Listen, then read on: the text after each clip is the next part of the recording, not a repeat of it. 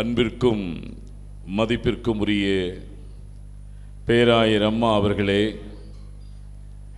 பேராய உபத்தலைவர் அவர்களே, பேராய பொருளர் அவர்களே, பேராய சாப்ளின் அவர்களே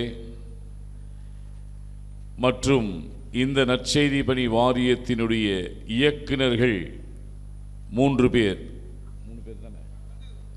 பேர் ரத்னசாமி அவர்கள், எபினேசர் அவர்கள் மற்றும் ரவி நேசகுமார் அவர்கள், இந்த திருச்சபையின் ஆயர் அவர்கள் மற்றும் மேடையில் இருக்கக்கூடிய இயக்குநர்கள், அன்பிற்கும் மதிப்பிற்கும் உரிய எனதுடைய உடன் ஊழிய ஆயர்கள், அழகாக பாடிக்கொண்டிருக்கக்கூடிய பாடகர் குழுவினர், இசையமைப்பாளர்கள், மதிப்பிற்குரிய எனதருமை சகோதரிகள் சகோதரர்கள் அனைவருக்கும் ஆண்டவராகிய இயேசு கிறிஸ்துவின் திருப்பெயரில் நல் வாழ்த்துக்களை நான் தெரிவிப்பதிலே மகிழ்ச்சி கொள்ளுகின்றேன். தவ நாட்கள், தபசு நாட்கள், லெந்து நாட்கள் என்று சொல்லக்கூடிய இந்த நாட்களிலே, இந்த நாட்களை ஒவ்வொரு ஆண்டும் அனுசரிக்கக்கூடிய நாம் அனைவரும் இந்த காலங்களிலே 46 நாட்களிலே 6 ஞாயிற்றுக்கிழமையை தவிர்ப்போம் என்று சொன்னால் 40 நாட்கள். இந்த 40 நாட்களிலே எங்கெங்கெல்லாம் நான் செதுக்கப்பட வேண்டுமோ, எங்கெங்கெல்லாம் நான் சீர் பொருந்த வேண்டுமோ, எங்கெங்கெல்லாம் நான் சக மனிதர்களோடு என்னை ஒப்புரவாக்கிக் கொள்ள முடியுமோ, இதையெல்லாம் செய்யக்கூடிய ஒரு நாட்கள் தான் தபசு நாட்கள், லெந்து நாட்கள். சிலுவையை பார்க்கின்ற பொழுதெல்லாம் சிலுவை நமக்கு ஒரு பெரிய சவாலை கொடுக்கிறது. எப்படிப்பட்ட சவால்? போர் நிறைந்த ஒரு காலகட்டத்திலே வாழ்ந்து கொண்டிருக்கிறோம். குண்டு வீச்சு, மிசைல், ராக்கெட்ஸ், ட்ரோன்ஸ் என்று தேசம் மற்றொரு தேசத்தை அழித்து கொண்டிருக்கக்கூடிய சூழமைவு, ஒரு தலைவர் மற்ற தலைவர்களை அழிக்கக்கூடிய சூழமைவு, இப்படி அறிவியல், தொழில்நுட்பம், வலிமை, யார் பெரியவன், யாரை நான் அழிக்க முடியும், அந்த தேசத்தை நான் சூறையாட முடியும் என்ற ஒரு காலகட்டத்திலே இந்த லெந்து காலத்தை அனுசரித்துக் கொண்டிருக்கிறோம். மனித வாழ்வு கடவுளால் கொடுக்கப்பட்ட ஒரு வாழ்வு. இந்த வாழ்வை எந்த மனிதரும் எடுக்கக்கூடிய உரிமை எவருக்கும் கிடையாது. வாழ்வை பறிக்கக்கூடிய உரிமையும் எவருக்கும் கிடையாது. நம்முடைய வாழ்வின் ஆக்கியோன் கடவுள். நம்மை வாழ வைத்து அழகு பார்க்கின்றவர் கடவுள். அனைத்தையும் கடந்து உள்ளிருக்கின்றவர், உள்ளிருந்து அனைத்தையும் கடப்பவர். எனவே என்னுடைய வாழ்வு, என்னுடைய மூச்சு எனக்கு சொந்தமே கிடையாது. கடவுள் படைப்பின் வரலாற்றிலே ஒன்றுமற்ற ஒன்றை எடுத்து, மண்ணை எடுத்து நாசிகளிலே சுவாசத்தை ஊதி ஜீவாத்மாவாக ஒரு living பீயிங்காக மாற்றக்கூடியவர். God breathed his breath into the nostrils of an expendable and the expendable became an existence. That is the beauty of God and that is the creativity of God. கடவுள் நமக்கு சுவாசத்தை கொடுத்தார். இந்த சுவாசம் உனக்கோ எனக்கோ உரியதல்ல. அப்போ இந்த உயிர் மூச்சு இருக்கிறவரை நான் எவ்வாறாக வாழ வேண்டும், எதை நோக்கி பயணிக்க வேண்டும், நான் எப்படியெல்லாம் சாட்சியாக மற்றவர் இருக்க முடியும் என்கின்ற சவாலை கொடுக்கக்கூடிய ஒரு காலம்தான் இந்த தவ காலங்கள். நிறைய நேரங்களில் நோன்பு இருக்கலாம், நல்லது. நிறைய நேரங்களில் சில காரியங்களை விட்டுவிடலாம். வெளியரங்கமான காரியங்கள், நான் புலால் உண்ண மாட்டேன், நான் தலையிலே பூ வைக்க மாட்டேன், இவை எதுவுமே உன் ஆன்மீகத்திற்கு ஒவ்வாது. எனக்குள் இருக்கிற பெருமையை நான் விட்டுவிடுவேன், எனக்குள் இருக்கிற பொறாமையை நான் விட்டுவிடுவேன், எனக்குள் இருக்கிற காழ்ப்புணர்ச்சியை நான் விட்டுவிடுவேன், எனக்குள் இருக்கக்கூடிய கடவுளுக்கு எதிர்மறையான காரியங்கள் எல்லாவற்றையும் நான் விட்டுவிடுவேன் என்று தீர்மானிப்பாயா? தவ நாட்கள் ரொம்ப சும்மா கிடையாதுங்க. தபசு நாட்களை நீங்கள் சுலபமாக எடுத்துக்கொள்ள வேண்டாம். உபவாசத்திலையும் ஒரு அர்த்தம் இருக்கு. ஏசாயா 58 படிக்கிறோம் இல்லையா? நொறுங்குண்டவரை போய் பாரு, உன் சாப்பாடை எடுத்து வச்சுட்டு ஃப்ரிட்ஜில் வச்சுட்டு உபவாசம் சொல்லிட்டு நைட்டு சேர்த்து சாப்பிடாது. உபவாசம் என்று சொன்னால் நீ எந்த உணவை நீ உட்கொள்ளவில்லை அந்த உணவை கொண்டு போய் ஏழைகளுக்கு கொடு, அதுதான் உகந்த உபவாசம். எனவே நம்முடைய காரியங்கள் சரியாக நாம் புரிந்து கொள்ளுவதில்லை. வெளியரங்கமான சடங்குகள், இந்த தவ நாட்கள் நமக்கு எதை சொல்லுகிறது என்று சொன்னால், நீ கடவுளிடம் சீர்பொருந்த வேண்டும், சக மனிதரிடம் சீர்பொருந்த வேண்டும், கடவுளின் படைப்போடு நீ சீர்பொருந்த வேண்டும். இவை முக்கோண வடிவிலான ஒரு உறவு உன்னிடத்தில் சரியாக இல்லை என்று சொன்னால், இந்த தவ நாட்களை கொண்டாடுவதை அர்த்தமற்ற ஒரு நிலையில் இருக்கும். இந்த தபசு நாட்கள் சடங்கு அல்ல, இந்த தபசு நாட்கள் பாரம்பரியம் அல்ல, இந்த தபசு நாட்கள் பழக்க வழக்கமும் அல்ல. உன் வாழ்விலும் என் வாழ்விலும் இது அனுபவமாக மாற வேண்டும். இன்னைக்கு ஒரு முடிவு எடுங்க. உங்களுக்கு தெரியும் நீங்க எங்க நிக்கிறீங்க, எனக்கு தெரியும் நான் எங்க நிக்கிறேன்னு. என்னுடைய குறைவுகள் எனக்கு தெரியும், உங்களுடைய குறைவுகள் உங்களுக்கு தெரியும். இன்றைக்கே ஒரு தீர்மானத்தோடு இடத்தை விட்டு போங்க. ஆண்டவரே, உமக்கு பிரியமில்லாத இந்த காரியம் ரொம்ப என்கிட்ட ஒட்டிக்கிட்டு இருக்குது சாமி. ஆண்டவரே, உமக்கு பிரியமற்ற இந்த காரியம் நான் ரொம்ப அடிமைப்பட்டிருக்கிறேன் சாமி. இது எல்லாத்தையும் நான் விட்டுடணும், நான் புதிய மனுஷனா மாறணும். 2026 நம்முடைய பேராயத்தின் மக்களுக்கு ஒரு விடிவெள்ளியின் காலமாக இருக்க வேண்டும் என்பதை தான் நான் விரும்புகின்றேன், கடவுளிடத்திலே மன்றாடுகின்றேன். இந்த தவ நாட்கள் உன் வாழ்விலே ஒரு மாற்றத்தை கொடுக்கவில்லை என்று சொன்னால், மாறனாதா என்று சொல்ல முடியாது, ஆண்டவரே வாரும் என்று சொல்ல முடியாது. ஏன்னா இந்த கிறிஸ்தவ கேலண்டர்ல தபசு நாட்கள் ஆண்டுக்கு முதல் காலம், அட்வென்ட் நாட்கள் ஆண்டின் இறுதி காலம்.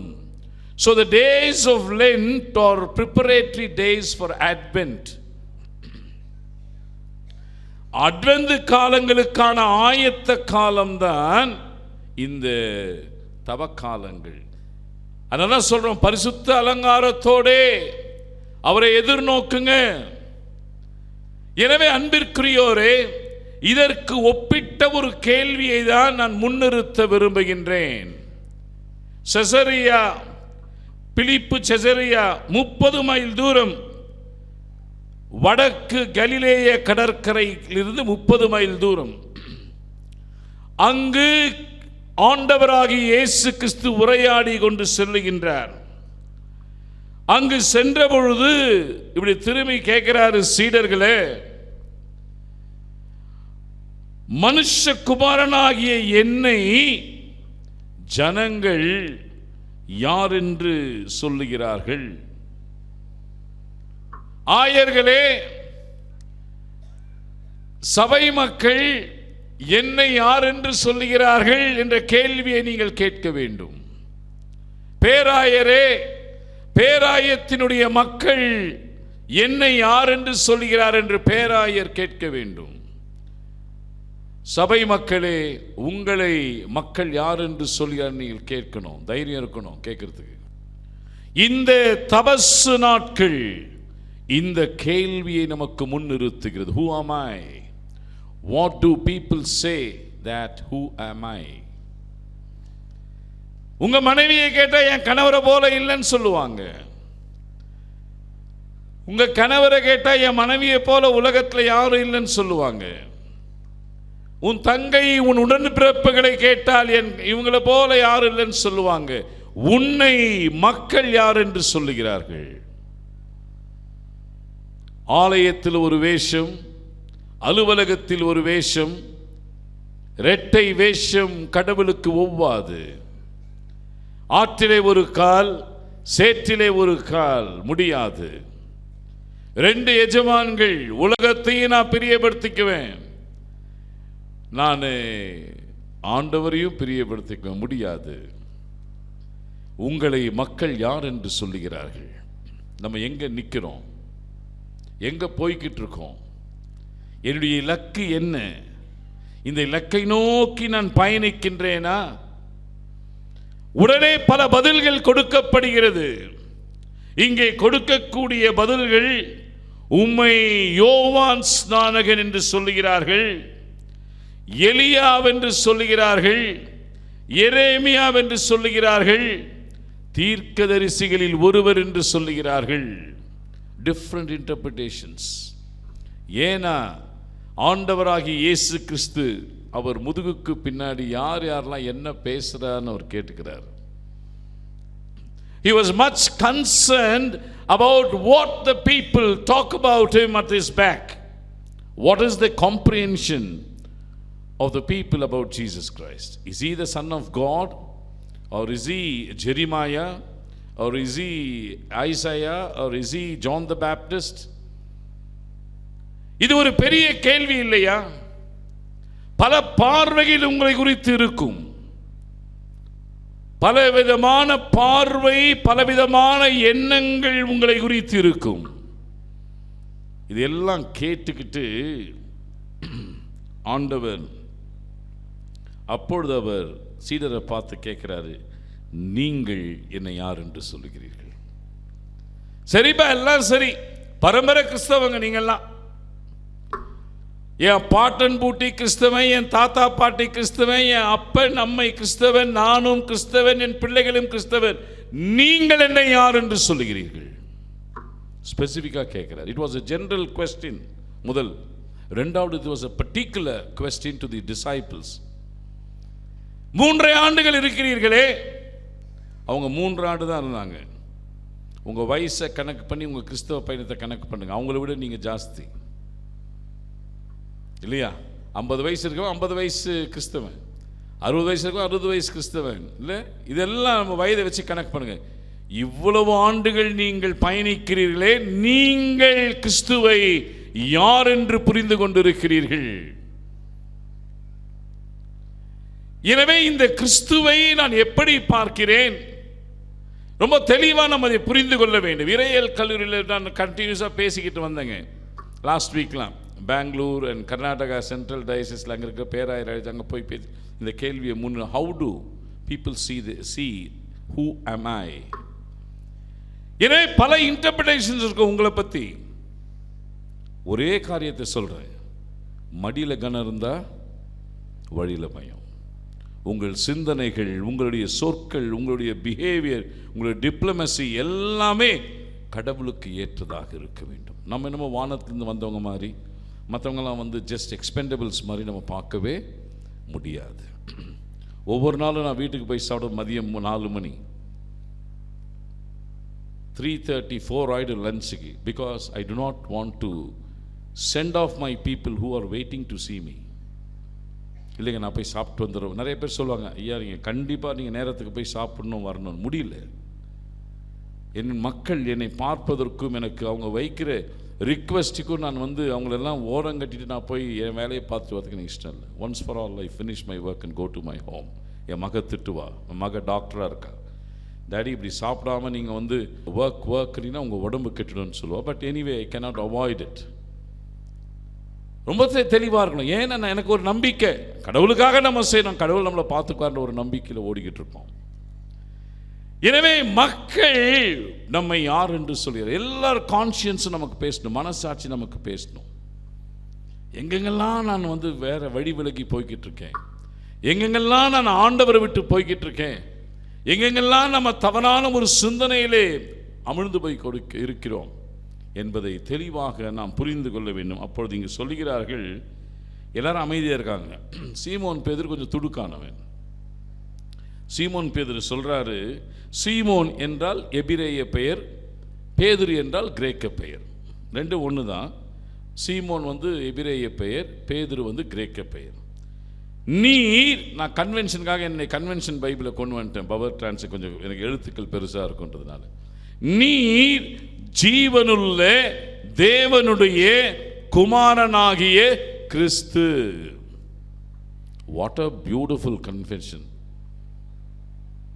So Peter was right in his perspective.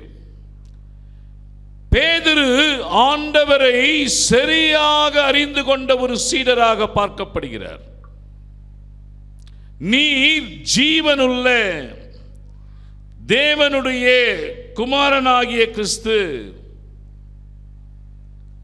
So கடவுளுடைய குமாரன், நீர் ஜீவிக்கிறவர், உயிரோடு இருக்கிறவர் என்கின்ற ஒரு அருமையான விடையை ஆண்டவராகிய இயேசு கிறிஸ்துவிடம் பேதுரு சொல்லுகிறார். அப்படி சொல்லுகின்ற பொழுது மற்ற சீடர்களுக்கு ஒரு வியப்பு இருந்திருக்கும். இது என்ன பயங்கரமா ஒரு தியோலாஜிக்கல் ஆன்சரா இருக்கே, ரொம்ப கன்ஃபியூஷனா இருக்கே.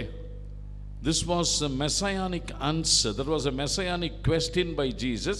மெசியா உடைய கேள்வி, மெசியா ரகசியத்தை உடைக்கிறாரு பேதுரு. இவ்வளவு நாள் மறைவா இருந்தது அந்த ரகசியம், உடைக்கின்ற பேதுருவை பார்க்கின்றோம். இந்த பேதுரு யார்?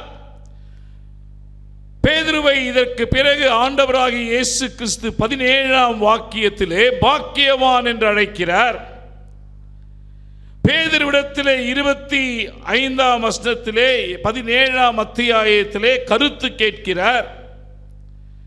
லூக்கா 5:3 பேதுருவுடைய படகை உபயோகிக்கிறார். லூக்கா 5:4 பேதுருவுக்கு ஆலோசனை கொடுக்கிறார். ஆனால் மத்தேயு 16 படிக்கப்பட்ட பகுதியிலே பேதுருவை கடிந்து கொள்ளுகிறார். யோவான் 21 கடிந்து கொள்ளப்பட்ட பேதுருவை இரத்த சாட்சியாக மரிப்பதற்கு ஆயத்தப்படுத்துகிறார். பேதுருவை கெனசரேத்து கடற்கரையிலே முதற் சீடராக தெரிந்து கொண்ட ஆண்டவர் அதே கடற்கரையில் துரத்துக்கிட்டு போறார். உயிர்த்த பிறகும் துரத்துக்கிட்டு போய் அவனை விடல, இழுக்கிறார், வா அப்படின்னு. ஏன்னா பேதுரு அவருடைய பார்வை சரியாக இருந்ததினாலும் ஆண்டவராகிய இயேசு கிறிஸ்து இந்த நீ பேதுருவாய் இருக்கிறாய், இந்த கல்லின் மேல் என் சபையை கட்டுவேன் என்று சொன்னதினாலும் துரத்துகின்ற ஆண்டவர். When God has a purpose in your lives, you cannot escape. கடவுள் உன் வாழ்விலே ஒரு குறிக்கோளை குறித்து விட்டார் என்று சொன்னால் நீ அங்கும் இங்கும் ஓடி ஒளிய நினைக்காதே, முடியாது. ஏன்னா பேதுருவுடைய தியோலாஜிக்கல் அண்டர்ஸ்டாண்டிங் ரொம்ப அழகா இருந்ததுங்க. நீ ஜீவனுள்ள கடவுளுடைய குமாரனாகிய கிறிஸ்து, கிறிஸ்டாஸ், anointed one. So in the messianic answer impressed Jesus Christ. எனவேதான் அவர் முதலாவது சொல்லக்கூடிய காரியம், உன் மீது என் சபையை கட்டுவேன். பெட்ராஸ் கிரேக்க வார்த்தை பீட்டருக்கு கற்பாறை என்று அர்த்தம், கல் என்று அர்த்தம். எனவே இவர்தான், இவர் மீது என்று சொன்னால் இவரை வைத்து சபைகள் கட்டப்படும் என்ற ஒரு கண்ணோட்டம் அங்கு காணப்படுகிறது. இந்த பகுதியிலே நாம் தெளிவாக படிக்கின்ற பொழுது பேதுருவும் சிலுவையை பற்றி தெளிவாக அறிந்திருந்தவர். அதனால கொரிந்து சபைக்கு எழுதுகின்ற பொழுது 1ஆம் அத்தியாயம் 18ஆம் வசனம் படிங்க. 1:18 1 கொரிந்தியர். சிலுவையை பற்றிய உபதேசம் கெட்டு போகிறவர்களுக்கு பைத்தியமாயும் ரட்சிக்கப்படுகிற நமக்கு கடவுளுடைய பலனுமாய் இருக்கிறது. ஏன்னா கொரிந்து சபை சீர்கெட்ட ஒரு சபை. கொரிந்து சபையிலே ஒழுக்கமற்ற ஒரு சபை, அன்எத்திக்கல் சபை. அங்க எல்லாமே சர்வசாதாரணம். அதே நேரத்தில் அதிகமான பிலாசபர்ஸ் நிறைந்திருந்த ஒரு சபை, இன்டெலிஜென்ஸ் நிறைந்திருந்த, பிரில்லியன்ஸ் நிறைவா இருந்த சபை. சோ இங்க இங்க சொல்றாரு, சிலுவையை பற்றிய உபதேசம் இப்படி இம்மாரலா இருக்கவங்க, அன்எத்திக்கலா வாழ்றவங்க, ஒழுக்கக்கேடாக நெறி தவறி வாழுகிறவர்களுக்கு பைத்தியமாய் தான் இருக்கும். அடையாளத்தை தேடுகின்ற யூதர்களுக்கு பைத்தியமாய் தான் இருக்கும். ஞானமே என்று வாழுகிற கிரேக்கர்களுக்கு பைத்தியமாய் தான் இருக்கும். ஆனால் மீட்கப்படுகிற நமக்கு அது கடவுளுடைய பலனாகிறது. It is the people who get saved, this becomes the power of God for the powerless. வலிமையற்ற மக்களுக்கு வலிமையை தரக்கூடிய ஒரு சிலுவையின் உபதேசம். So மார்ட்டின் லூதர் பேசும்போது ரொம்ப அழகா பேசுவார். Theology of glory and theology of the cross. மகிமையின் இறையல், மகிமையின் சிலுவை, சிலுவையின் இறையல். So theology of glory எதை பேசுது? தப்ப சரின்னு சொல்லும், சரிய தப்புன்னு சொல்லும். ஆனால் இந்த சிலுவையினுடைய இறையல் எதை சொல்லுகிறது? உள்ளதை உள்ளதென்று சொல்லும், சரியை சரி என்று சொல்லும், தவறை தவறென்று சொல்லும். மாத்தி பேச முடியாது. எனவே இங்கு சொல்லுகின்ற பொழுது இந்த cross was a scandalous symbol. எப்படிப்பட்ட ஒரு ஸ்கேண்டல்? நாங்களாம் பிரில்லியன்ட், இன்டெலிஜென்ட் பிலாசபர்ஸ். அதனால இது எப்படி இருக்கும்? இதெல்லாம் ஒன்றும் கிடையாதுங்க சிலுவை. What is this cross about? ஆனால் மீட்கப்படக்கூடிய மக்கள், கடவுளை, ஆண்டவராகிய இயேசு கிறிஸ்துவை, the persons who have understood God in Jesus, it becomes the power. And what is this power all about?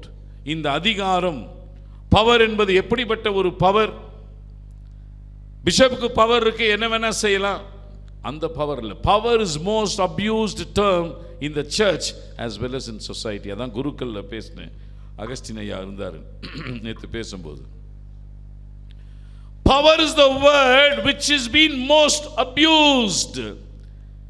ஆயர்களே, பேராயர் அவர்களே, இங்க மேடையில் அமர்ந்திருக்கக்கூடிய அனைத்து மக்களே, நீங்களே, செயலாளர், பொருளாளர், சபை ஊழியர்களே, தலைவர்களே, உங்களுக்கு கொடுக்கப்பட்டிருக்கிற அதிகாரத்தை எப்படி நீங்கள் பார்க்கிறீர்கள்? அதிகாரம் என்பது ஒருவரை ஆளுவதற்காக அல்ல. அதிகாரம் என்பது ஒருவரை ஆளாக்குவதற்காக, உருவெடுத்துவதற்காக, மாற்றுருவாக்கம் கொடுப்பதற்காக, உடைந்து போன மக்களை உருவாக்குவதற்காக. So the power is to power to forgive. மன்னிப்பின் அதிகாரம். The power is to power to reconcile. ஒப்புரவாகுதலின் அதிகாரம். The power is power to embrace. அரவணைக்கிற அதிகாரம். The power is power to respect. மதிக்கின்ற அதிகாரம். The power is to wash one's feet. பாதங்களை கழுவுகிற அதிகாரம். அதுக்கு தான் நம்ம எல்லாம் தலைவர்களை ஆண்டவர் ஆக்கியிருக்கிறார். எனவே இந்த அதிகாரம் தான் ஆண்டவராகிய இயேசு கிறிஸ்து பேசுகின்ற அதிகாரம். இந்த வலிமை தான் ஆண்டவராகிய இயேசு கிறிஸ்து பேசுகிற வலிமை, பவர். எனவே இந்த பவர் எனக்குள் இருக்கின்ற பொழுது, இந்த பவரை ஆண்டவர் நமக்கு கொடுக்கின்ற பொழுது, இது அதிகாரமாக இருக்கலாம், ஆளுகையாக ஆளுமையாக இருக்கலாம். ஆனால் ஒருவரை அழுத்துவதற்கோ ஒருவரை அழிப்பதற்கோ இந்த அதிகாரம் கிடையாது. அதனால நான் முதல் எடுத்தோடனே வார் கல்ச்சரை பேசினேன். Because I am dominant, I can destroy everyone is the attitude of first world countries. Arms and ammunition எங்க இருக்குதோ, ஸோ அவங்க என்ன பண்றாங்க, எல்லாரையும் அழித்து கொண்டிருக்காங்க. வாழ்வு, இது வாழ்வு கடவுள் கொடுத்த ஒரு வாழ்வு, உயிரோட்டம் கடவுள் கொடுத்த ஒரு உயிரோட்டம். அப்ப இந்த சிலுவை எனக்கு வலிமையை கொடுக்கிறது. அந்த வலிமை இப்படிப்பட்ட வலிமைதான். சிலுவை எனக்கு அதிகாரத்தை கொடுக்கிறது. அந்த அதிகாரம் இப்படிப்பட்ட அதிகாரம் தான். எப்படி ஒருத்தரோட ஒருத்தர் சண்டை போட்டுட்டு நம்ம போய் திருவிருந்தில் பங்கேற்போம்? எப்படி ஒருவரை மன்னிக்காமல் நான் போய் ஆண்டவருடைய உடலை முதலத்தையும் வாங்க முடியும்? எப்படி ஒருவர் மேல் காழ்ப்புணர்ச்சியை வைத்துக் கொண்டு ஒரே அப்பம் ஒரே உதிரம் என்று பேச முடியும்? திருச்சபையே, இந்த தவ நாட்கள் நீங்களும் நானும் நம்மை சரி செய்து கொள்ள வேண்டிய நாட்கள். சபைகளிலே பிளவுகள், சபைகளிலே சண்டைகள், சபைகளிலே அதிகார போட்டிகள், இவற்றையெல்லாம் வைத்துக்கொண்டு சிலுவையை பற்றி பேசவும் முடியாது, சிலுவையை நம்ம கொண்டாடவும் முடியாது. ரொம்ப தெளிவா இருக்கணும். Many a times many people want to have the crown of glory of the cross without suffering. துன்பமே இல்லாமல் இல்லையா சிலுவையை கொண்டாட முடியாது. எனவே நம்முடைய வாழ்விலே நம்முடைய பார்வை சரியாக இருக்க வேண்டும். நீ ஜீவனுள்ள கடவுளுடைய குமாரனாகிய கிறிஸ்து. How do you understand God in Jesus? எப்படி புரிந்து கொண்டிருக்கிறோம்? இந்த புரிதல் நமக்கு சரியாக இல்லை என்று சொன்னால் நம்ம சரியாவே இருக்க மாட்டோம். இந்த அண்டர்ஸ்டாண்டிங் நமக்கு சரியா இல்லை என்று சொன்னால் கிறிஸ்தியனுக்கு ஒரு பெரிய ஆப்ஜெக்டிவா தான் இருப்பாரே தவிர சப்ஜெக்டிவா இருக்கவே மாட்டார். எனவேதான் பேதுரு இவ்வாறாக சொன்ன மாத்திரத்திலேயே பேதுருவுக்கு சொல்லுகிறார், உன் மீது சபையை கட்டுவேன். That is the first award or reward that has been given to Peter. இது ஒரு பெரிய வெகுமதியாக அவருக்கு கொடுக்கப்படுகிறது. எனவே சிலுவை பற்றிய உபதேசம் பேதுரு ரொம்ப தெளிவா இருக்கிறார். மெசியா இவ்வாறாக தான் இருப்பார், மெசியா இப்படிதான் இருப்பார், இந்த மெசியா உண்மையாலுமே ஜீவனுடைய கடவுளுடைய குமாரனாகிய கிறிஸ்து என்று சொல்லக்கூடிய அளவுக்கு அவர் தயாரானவர் பீட்டர். காலங்காலமாக கிறிஸ்தவர்களாக இருக்கிறோம், ஆண்டவரை எவ்வாறு புரிந்து கொண்டு இருக்கிறோம்? காலங்காலமாக கிறிஸ்தவர்களாக இருக்க ஆண்டவரை எவ்வாறு அறிந்து கொண்டிருக்கிறோம்? எனவேதான் இந்த ஓட்டத்திலே நான் சொன்னேன், இலக்கை நோக்கி ஓட வேண்டும். What is your goal in life? நமக்கு உலக பிரகாரமான இலக்கு நிறைய இருக்கும் இல்லையா? டாக்டர் ஆகணும், என்ஜினியர் ஆகணும், இல்லை வேற ஏதாவது இலக்குகள் கோல்ஸ் இருக்கும் லைஃப்ல. ஆனால் இந்த கோல்ல நான் எனக்கு இருக்கக்கூடிய முக்கியமான ஒரு பக்திக்குரிய இலக்கு என்ன? அதான் எபிரேயர்ல படிக்கிறோம். 12:1 படிங்க சத்தமா, பைபிள் வைத்திருக்கிறவர்கள். மேகம் போன்று திரளான சாட்சிகள் நம்மை சூழ்ந்து கொண்டிருக்க, பாரமான யாவற்றையும் அதை சுற்றி நெருங்கியிருக்கக்கூடிய பாவமான யாவற்றையும் உதறி தள்ளிவிட்டு விசுவாசத்தை துவக்குகிறவரும் முடிக்கிறவருமாகிய இயேசுவை நோக்கியே. What is my focus? இது ரொம்ப முக்கியம் இல்லையா? What is my goal? Your goal is the perfecter and founder of faith is your goal. விசுவாசத்தை துவக்குகிறவரும் விசுவாசத்தை முடிக்கிறவருமாகிய இயேசுவை நோக்கி மட்டுமே நமக்கு நியமிக்கப்பட்டிருக்கக்கூடிய ஓட்டத்தை பொறுமையோடே ஓடக்கடவோம். So no turning back or no distractions. இதிலே எந்த விதமான டிஸ்ட்ராக்ஷன்ஸ் இருக்க முடியாது. பேதுருவுடைய கண்ணோட்டம் சரியாக இருந்தது, பேதுருவுடைய இலக்கு சரியாக இருந்தது, பேதுருவுடைய பார்வை சரியாக இருந்தது, பேதுருவுடைய புரிந்து கொள்ளுதல் சரியாக இருந்தது.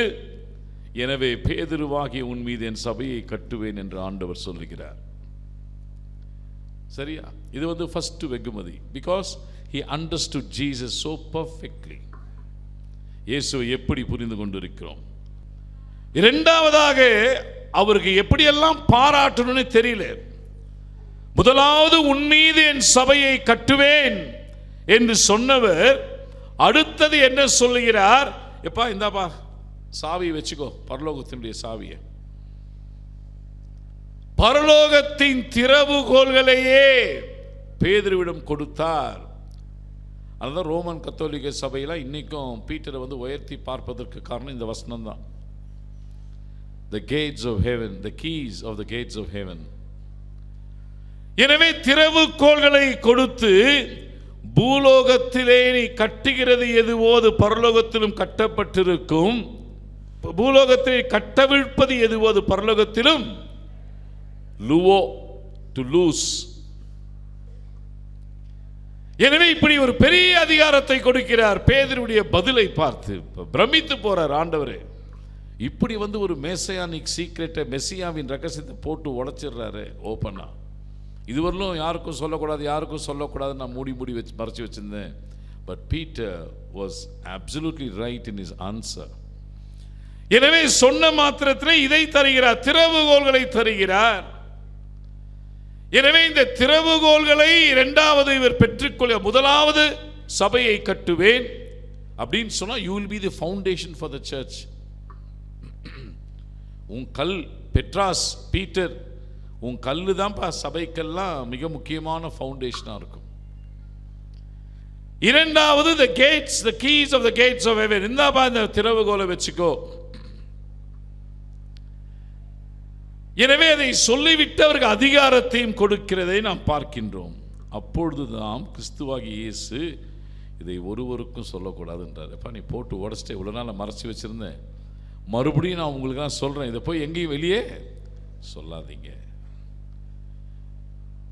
ஏன் என்று சொன்னால் ஆண்டவராகிய இயேசு கிறிஸ்து இந்த மெசியாவின் ரகசியத்தை அப்படியே வைத்திருந்ததுக்கு காரணம், வேலை வரும்போது அதை வெளிப்படுத்த வேண்டும் என்ற நோக்கம். என் வேலை இன்னும் வரவில்லை, என் வேலை வருவதற்கு முன்னதாக இந்த ரகசியத்தை யாரிடமும் சொல்ல வேண்டாம். எனவே பேதுருவுக்கும் இயேசுவானவருக்கும் இருந்த உரையாடலிலே ஒரு பெரிய ஒரு சத்தியத்தை நாம் புரிந்து கொள்கிறோம். புரிந்து கொள்ளுதல், இயேசுவை புரிந்து கொள்ளுதல், சரியாக புரிந்து கொள்ளுதல். ஏசாமி ரட்சகர் ரட்சகர் ரட்சகர் அப்படிதான் பேசிக்கிட்டு இருக்கோமே தவிர அதை விட ஒரு உயர்ந்த ரகசியத்தை பேதுரு நமக்கு சொல்லுவதை நாம் பார்க்கின்றோம். இந்த மத்தேயுவிலே 3 முறை இயேசுவானவர் தன் மரணத்தை அறிவிக்கிறார். இது சொன்ன உடனே now it's becoming too late. Peter has opened up the என்ன சொல்றது Pandora's box. இல்ல எதை மறைச்சு வச்சதுமோ பேதுரு திறந்துட்டார், உடைச்சிட்டார். இதுக்கு மேலேயும் நான் எதுவும் சொல்ல மறைக்க முடியாது. Start the story of the cross. தொடங்குறார் முதல் மரண அறிவிப்பு. இனிமேலும் என்னால் தாமதப்படுத்தி கொண்டிருக்க முடியாது, எனவே என்னுடைய முதல் மரண அறிவிப்பை நான் சொல்லுகிறேன் என்று சொல்லி 21ஆம் வசனத்திலே படிங்க.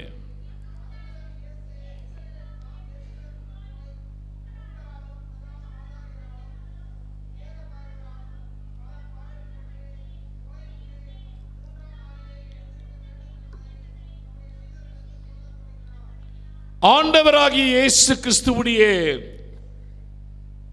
நோக்கம், அவர் அனுப்பப்பட்ட திட்டமும் அதுதான். God's plan for Jesus was to die. எனவே இந்த கடவுளுடைய குமாரன் இந்த உலகத்திற்குள் வந்ததின் நோக்கம் என்னவென்று சொன்னால், நம்ம யோவான் 3:16 தான் நமக்கெல்லாம் key verse. For God so loved the world, he sent his only begotten Son, whosoever believes in him shall not perish but have everlasting life. கடவுள் தன்னுடைய ஒரே பேரான குமாரனை விசுவாசிக்கிறவர் எவரோ அவர் கெட்டு போகாமல் நிலை வாழ்வை பெற்றுக்கொள்ளும்படி அவரை தந்தருளி இவ்வளவாய் உலகத்தில் அன்பு கூர்ந்தார். உலகத்தை நேசித்த ஆண்டவர் திருச்சபையே இல்லை, கிறிஸ்தவ ஸ்தாபனங்கள் அல்ல. God did not love the Christian churches. God did not love the Christian organizations. But God is so amazing God, an awesome God who loved the whole world. உலகத்தை நேசித்த கடவுள், எல்லாரையும் நேசித்த கடவுள், அந்நியர்களை நேசித்த கடவுள், வேறு மதத்தினரையும் நேசித்த கடவுள். எனவே இது தெளிவாக சொல்லப்படுகிறது. அப்ப என்ன நோக்கம்? ஒருவரும் அழிந்து போகக்கூடாது, எல்லோரும் நிலை வாழ்வை பெற வேண்டும். அதற்காக ஆண்டவர் அனுப்பப்பட்டார். ஏன்னா கடவுள் உலகத்தின் மீது அன்பு கூர்ந்த கடவுள். சிம்பிள். எனவே இது ரொம்ப சுலபமா நடந்துற காரியம் இல்லை. இதற்கு ஒருவர் மரிக்க வேண்டும். பழைய ஏற்பாட்டில் பார்க்கிறோம், பாவ நிவாரண பலி. எல்லாரும் ஆடுகளை கொண்டாடுவாங்க, மாடுகளை கொண்டாடுவாங்க. ஏழைகள் மட்டும் ஒரு ஜோடு புறாக்களை கொண்டாடுவாங்க. ஒரு ஜோடு புறாக்களை ஏழைகள் கொண்டு வந்து அது பாவ நிவாரண பலிக்காக பலியிடுவார்கள். இனிமேல் இதெல்லாம் அவசியம் இல்லை. இனிமேல் இதெல்லாம் அவசியமில்லை. என்னுடைய குமாரனாகிய கிறிஸ்து நமக்காக, உங்களுக்காக, எனக்காக பலியிடப்படுவார். பாவ நிவாரண பலியாக, ஆட்டுக்குட்டியாக அவர் அனுப்பப்பட்டார். எனவே அதை இங்கு சொல்லுகிறார். இனிமேல் எருசலேமுக்கு போனோம், மூப்பராலும் பிரதான ஆசாரியரும் வேத பல பாடுகள் பட்டு கொலையுண்டு 3ஆம் நாள் எழுந்திருக்கவேன் என்பதை தம்முடைய சீடர்களுக்கு சொல்லத் தொடங்கினார். So at that particular point of time, Jesus reveals his death for the first time. அதுக்கப்புறம் நீங்க பார்த்தீங்கன்னா மத்தேயு 17:22-23 ரெண்டாவது தடவை அறிவிக்கிறாரு. பிறகு மத்தேயு 20:18-19 மூணாவது தடவை அறிவிக்கிறார். 3 predictions of his death in 3 different passages. அப்ப சொன்ன உடனேயே பேதுரு பாராட்டப்பட்டார், எல்லாம் செய்யப்பட்டது. இந்த பேதுரு இயேசுவானவரை தனியே அழைத்து கொண்டு போய் இங்கு பார்க்கின்ற பொழுது பேதுரு பாராட்டுகளை பெற்றார், திறவுகோல்களை பெறுகிறார். தனியாக அழைத்து சென்று என்ன சொல்றார் அங்க படிங்க. 20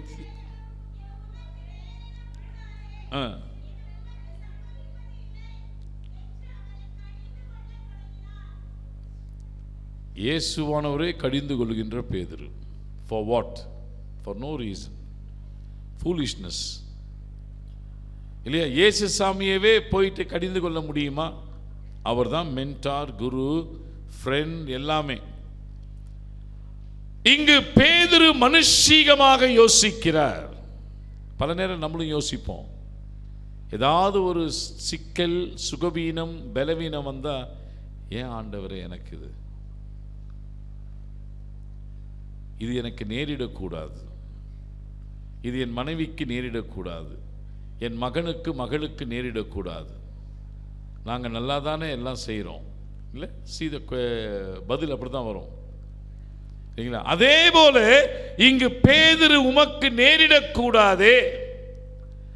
மனுஷீகத்திற்கும் தெய்வீகத்திற்கும் ஒரு போராட்டம், ஆவிக்கும் மாம்சத்திற்கும் ஒரு போராட்டம். எப்போதுமே இந்த போராட்டம் நமக்கு எல்லாருக்கும் இருக்கும். மாம்சம் சரி, உலகமே தப்பு பண்ணுது, நீயும் தப்பு பண்ணுன்னு சொல்லும். உலகமே லஞ்சம் வாங்குது, நீயும் லஞ்சம் வாங்குன்னு சொல்லும். உலகமே எல்லா கெட்ட வழிகளில் போது, நீயும் உலகத்தோட ஒட்டி போப்பா. இதுதான் normal. we call that as new normal இல்லையா? ஆனால் ஆவிக்குட்பட்டவர்கள் வித்தியாசமானவர்கள், விசேஷமானவர்கள். பரிசுத்தம் என்பது வித்தியாசமானவர்களாக வாழ்வது, வேற ஒன்றும் கிடையாது. சிம்பிள் ஆன்சர் தான். பரிசுத்தம் என்பது வித்தியாசமாக வாழ்வது. அப்ப பரிசுத்தம் என்பது 100 பேர் இப்படி தான் 101 வித்தியாசமாயிரு. நீங்கள் வித்தியாசமானவர்களாக வாழ்வதுதான் பரிசுத்தம். அப்ப மனுஷீகம் எப்பொழுதுமே சின்ன சின்ன பெட்டி இஷ்யூஸே யோசித்துக்கிட்டு இருக்கோம் இல்ல. மனுஷீகம் எப்பொழுதுமே யாரை பழி வாங்கலாம், யாரை இது பண்ணலாம், யாரை இது பண்ணலாம், நமக்கு விரோதமாக வந்துட்டான், அவனை அழிச்சிடணும், இவனை பண்ணிடணும், அவனை பண்ணிடணும், அவனை ஒழிச்சிடணும், ஓரங்கட்டிடணும். Please, my dear sisters and brothers, when you look at the cross, Jesus tells us, Father, forgive them, they know not what they do. அந்த மெச்சூரிட்டி வரணும். ஆண்டவர் அவங்களை மன்னியும் சுவாமி, தாங்கள் செய்வது simple, you will overcome all your problems. அந்த மெச்சூரிட்டிக்கு நம்ம வந்துடணும். எல்லாருக்கும் சொல்கிறோம், especially for the pastors and the office bearers, secretaries, treasurers. அந்த மெச்சூரிட்டிக்கு நம்ம வந்துட்டோன்னு வைங்க, you will overcome any struggle. எனவே தெய்வீகம், மனுஷீகம். மனுஷீகத்துடைய சிந்தனை வேற, தெய்வீகத்துடைய சிந்தனை வேற. மாம்சத்துடைய சிந்தனை வேற, ஆவிக்குட்பட்டவர்களுடைய சிந்தனை வேற. நம்ம எசேக்கியேல்ல படிக்கிறோம், கன்ஃபர்மேஷன் சர்வீஸ் தான் நாங்கள் பேசுறது தான். 36ஆம் அதிகாரம் ரோமர் 8 படிப்போம். ஊனியல்புக்கு கடமைப்பட்டிருக்கவில்லை, நீங்கள் ஊனியல்புக்கு ஏற்றவர்களாக வாழ்வீர்கள் என்று சொன்னால் சாவீர்கள். திருவிவிலியம் புரியுதுங்களா? நீங்கள் ஆவிக்குட்பட்டவர்களாக வாழ்வீர்கள் என்று சொன்னால் பிழைப்பீர்கள். You will live if you live according to the Spirit. You will die if you live according to the flesh. So there is always a rift or a conflict between the flesh and the Spirit. Flesh சொல்லும் பாவம் செய்ப்பா, ஒன்றும் பிரச்சனை இல்லை. But spirit சொல்லும் வேணாம், don't do that. நிறைய நேரங்களில் we say yes to the flesh and no to the spirit. But when you see the cross, இந்த வலிமையை தான் நமக்கு சிலுவை கொடுக்குது.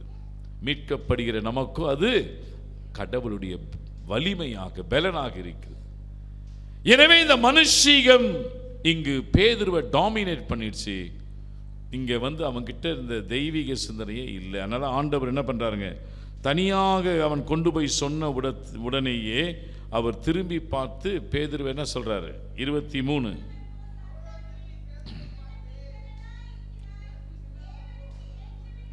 கடவுளுக்கு ஏற்றவைகளை சிந்திக்காத எவரும் சாத்தான்களே. சிம்பிள், அதான் ஆன்சர். மனுஷர்களுக்கு ஏற்றவைகளை சிந்திக்கிறவர்கள் சாத்தான்களே, கடவுளுக்கு ஏற்றவைகளை சிந்திக்காதவர்களும் சாத்தான்களே. அப்ப நான் எப்படி இதை பார்க்க முடியும்? நான் போன கன்வென்ஷன்ல பேசும்போது சொன்னேன், காட்டி கொடுக்கிறவன சிநேகிதன் சொல்றாரு, உங்களுக்கு இது நேரிடக்கூடாதுன்னு சொல்றவன பிசாசே சாத்தானேன்னு சொல்றாரு ஆண்டவர். வாட் அ கான்ட்ரா இல்ல? இதுல என்ன நம்ம புரிந்து கொள்ள வேண்டும் என்று சொன்னால், ஜூடஸ் இஸ்காரியோட் இல்ல, நமக்கு மத்தேயு 26:50 வருமா பாருங்க. If I reference is right, 26:50 படிங்க.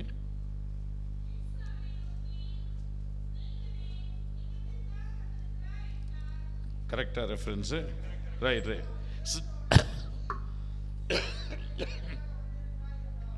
சிநேகிதனே, காட்டி கொடுக்கிறவனை பார்த்து சிநேகிதனே, ஆண்டவருக்கு நல்லது செய்வதை பேசுகிற பேதுருவை பார்த்து சாத்தானே. ஏனா cross is a process. சிலுவை என்பது ஒரு ப்ராசஸ்ங்க. அந்த ப்ராசஸ்க்கு Judas காரியத் was promoting Jesus fast to the cross. He becomes his friend. யூதாஸ் காரியோத் சிலுவையை நோக்கிய இயேசுவின் பயணத்திலே இயேசுவை முன்னே முன்னே முன்னே தள்ளி செல்வதற்கு பெரிய ஒரு கருவியாக இருக்கிறார். So he becomes his friend. So the problems, the sufferings, the difficulties, if anyone gives you difficulties 24/7, call them friends.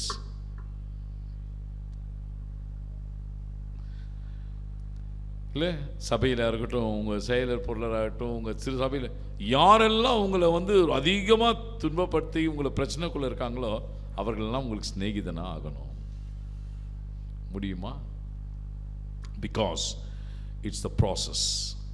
We are on a faith journey, the journey towards the cross, and whoever pushes us towards the cross fast, they become our friends. Whereas if anyone intervenes and tells us no, cross is not mandatory, they become devils. இந்த ப்ராசஸ்ல சிலுவை வேண்டாம், துன்பம் வேண்டாம், பிரச்சனை வேண்டாம், எதுவும் வேண்டாம் அப்படின்னு சொல்றவங்க சாத்தானா மாறிடுறாங்க. So this is the very strong teaching of Jesus. You are on your journey to cross, and if any people come and push you forward to the cross very fast, call them as your friends.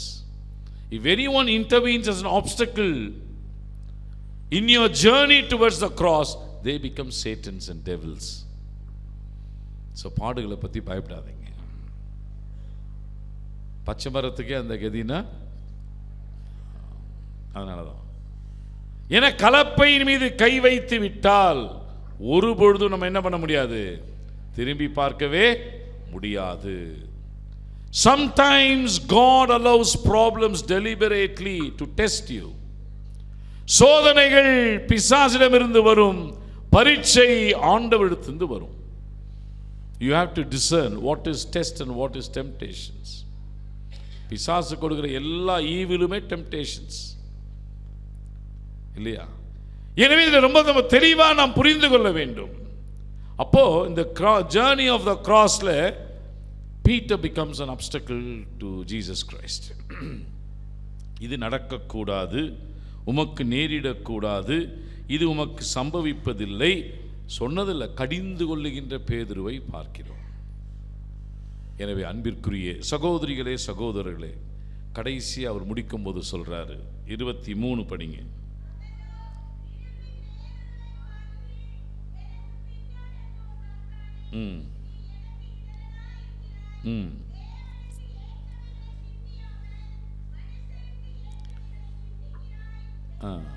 சிலுவையை பற்றிய உபதேசம் கெட்டு போகிறவர்களுக்கு பைத்தியமாய், அப்படின்னா யார் இப்போ கன்க்ளூஷனுக்கு வரும்? மனுஷீக சிந்தனைகளோடு வாழுகிறவர்களுக்கு, மாம்ச சிந்தனைகளோடு வாழுகிறவர்களுக்கு, உலகத்தின் சிந்தனைகளோடு வாழ்கிறவர்களுக்கு இந்த சிலுவையின் உபதேசம் பைத்தியமாக தான் இருக்குங்க. ஏன்னா this disturbs, because we worship not a distant God but a disturbing God. தூரமாக இருக்கிற கடவுளை நம்ம வழிபடல, நம்மளை தொந்தரவு பண்ணி கொண்டு இருக்கிற கடவுளை வழிபட்டுக்கிட்டு இருக்கிறோம். எனவே இது யாருக்கு மீட்கப்படுகிற மக்களுக்கு இது கடவுளுடைய பலனாய் இருக்கிறது என்று சொன்னால், கடவுளுடைய சிந்தனையை உடையவர்களுக்கு, தெய்வீக சிந்தனையை உடையவர்களுக்கு, கடவுளுக்கு ஏற்றவைகளை சிந்திக்கிறவர்களுக்கு இது கடவுளுடைய பலனாய் இருக்கிறது. அதனால சபையை கட்டுவேன் என்று சொல்லப்பட்ட பேதுரு, திறவுகோல்களை பெற்றுக்கொண்ட பேதுரு, கடைசியில் தவறி போகிற பேதுருவை நம்ம பார்க்கிறோம். சரியா? அப்படியே நம்ம யோவானுக்கு நம்ம திரும்ப இது எப்படி முடிக்கிறான்னு சொன்னா, இயேசு தம்முடைய சீடர்களை நோக்கி, படிங்க 24 முடிக்கிறேன், இன்னும் 5 நிமிஷம் இருக்கு.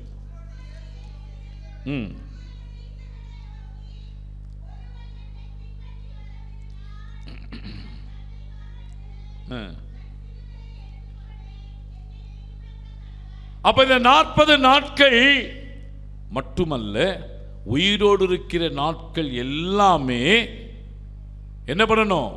தம்மை தான் என்னன்னா வெறுக்கணும், சிலுவையை எடுக்கணும், தொடர வேண்டியவரை தொடரணும்.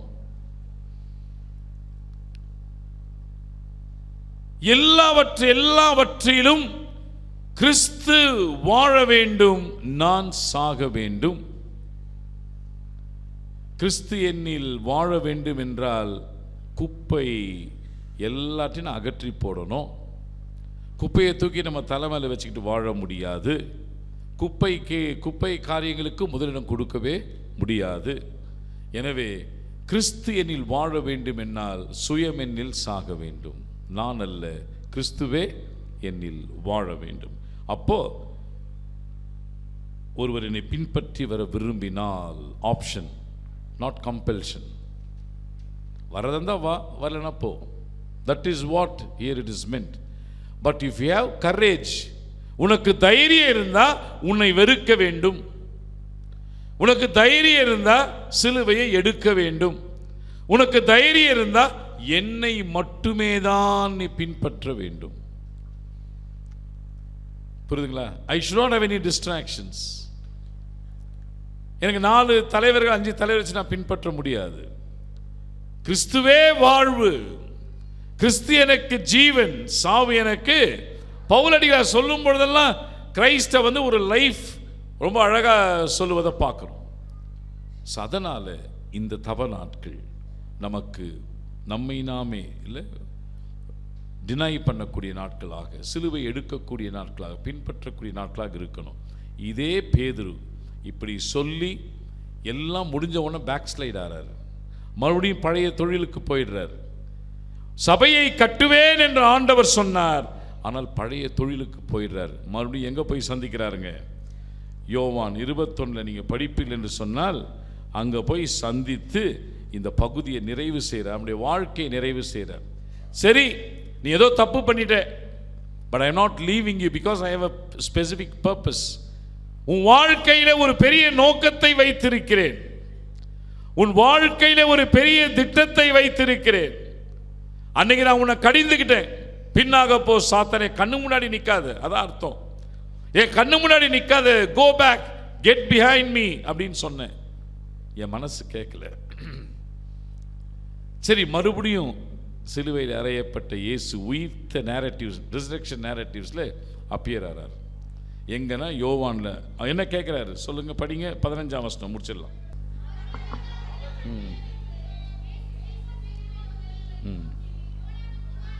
யோனாவின் குமாரனாகிய சீமோனே, இவர்களிலும் அதிகமாக இடத்தில் அன்பாயிருக்கு. அப்பா, நெட்ஸ் இருக்கு, போட்ஸ் இருக்கு, ஃபிஷ் இருக்கு, உன் ரிலேட்டிவ்ஸ் இருக்கு, உன் ஃபேமிலி, உன் கித்தன்கின் இருக்காங்க, இவர்களிலும் நீ என்னை அதிகமாய் நேசிக்கிறாயா? அங்க என்ன கேட்கிறார் ஏசாமி? தெய்வீக அன்பை காண்பிக்கிறாயா? அந்த கான்வர்சேஷன் ஏன்னா மனுஷிகமாக யோசிச்சியே, இப்போ உன் ஆட்டிடியூட் மாறி இருக்கா? Do you show agapic love? Pethuru சொல்றாரு, ஒன்று அன்பாய் இருக்கிறாயான்னு சொல்லியிருந்தா அன்பாய் இருக்கிறேன்னு சொல்லியிருக்கணும், அன்பாய் இல்லைன்னு சொல்லியிருக்கணும். இடக்கு முடக்க ஆன்சர் பண்றாரு பாருங்க. ஆம் ஆண்டவரே உண்மை, ஆம் ஆண்டவரே சொல்லிட்டு உண்மை. I only show philiatic love. தெய்வீக அன்பை காண்பிக்கிறாயா? இல்லை ஆண்டவரே, சகோதரத்துவ அன்பை காண்பிக்கிறேன். So that is what is the Greek Bible tells us. இரண்டாவது கேட்கிறார், என்னிடத்தில் அன்பாய் இருக்கிறாயா? ஆம் ஆண்டவர் உம்மை நேசிக்கிறேன். அர்த்த பதில் அதான், உம்மை நேசிக்கிறேன். ரெண்டாவதையும் அவன் தெளிவா சொல்லலை. ஏன்னா இயேசுவானவர் மனுஷர்களுக்கு ஏற்றவைகளை சிந்தித்த பேதுருவை மறுபடியும் டெஸ்ட் பண்ணும்போது மாறி இருக்கிறாரான்னு பார்க்கிறார். What a beautiful God we have. He changes the question. கேள்வியை மாத்திக்கிறார். 3ஆவது தடவை 17ஆம் வசனம்.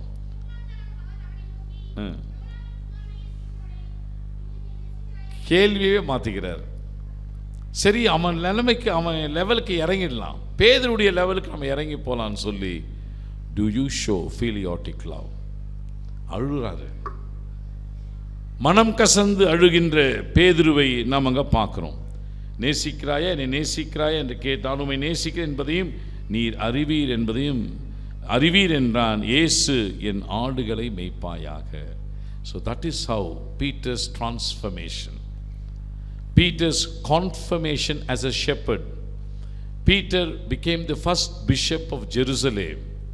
Peter was martyred AD 68 in Jerusalem, upside down. What a beautiful conversation that started. எவ்வளோ அழகான ஒரு உரையாடல் ஆரம்பிச்சு இரத்த சாட்சியாக மரிக்கிற பேதுரு. எனவே பேதுருவுடைய வாழ்க்கையிலே இது எல்லாமே தெளிவாக ஒரு ஜேர்னி, த ப்ராசஸ் இல்லையா?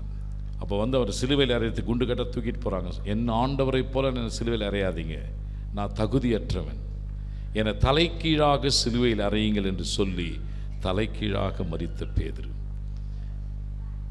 அந்த உரையாடலுக்கு பிறகு ஆண்டவரே வாழ்வு என்று வாழ்ந்த பேதுரு, மனுஷர்களுக்கு ஏற்றவைகளை சிந்திக்காத பேதுரு, ஊழியத்திலே பேராயராக பல நிலைகளிலே பல சபைகளை நடத்திய பேதுரு, இரத்த சாட்சியாக மரித்த பேதுரு. இதுதான் டிரான்ஸ்ஃபர்மேஷன். இந்த தபசு நாட்களில் இந்த விதமான ஒரு மாற்றுருவாக்கம் நம்முடைய வாழ்க்கையில் அவசியம். Where we were, where are we now, where we will be. யோசிச்சு பாருங்கள், எங்கே இருந்தோம், இப்போ எங்கே இருக்கிறோம், எதை நோக்கி போய்கிட்டு இருக்கோம். ஏதோ வாழ்ந்தோம், உண்டோம், செத்தோம் என்று இருக்காதீங்க தயவுசெய்து. You have to be history in your own situations. நீங்கள் ஒரு வரலாறாக மாறணும், வரலாறாக பேதுருவை போல மாறணும். தேவர் பேக் ஸ்லைடிங், விழுறாரு எழுறாரு, விழுறாரு எழுறாரு. But ultimately he died on the cross. This should be our goal. இதுதான் நம்முடைய இலக்கு. கடவுள் நம் அனைவரையும் ஆசீர்வதிப்பாராக. ஆமென். இந்த நேரத்திலும் கூட இந்த பேராய நற்செய்தி பணி வாரியத்தின் இயக்குநர்களுக்கு எல்லாம் கைத்தறி கொஞ்சம் ஏன் சொல்லுங்கப்பா இயக்குநர்கள். ஏன்னா நாங்கள் ஒரு we have not turned a stone. இது பேராயரோ பேராயரம்மாவோ இல்லை அலுவலர்கள், நாங்கள் we have never turned a stone. நாங்கள் ஸ்கெட்ச் போட்டு பிளானை போட்டு கொடுத்தோம், இம்ப்ளிமெண்ட் பண்ணதெல்லாம் இவங்க தான். ஸோ நல்லா கைத்தட்டி இல்லாமே. Right, thank you so much.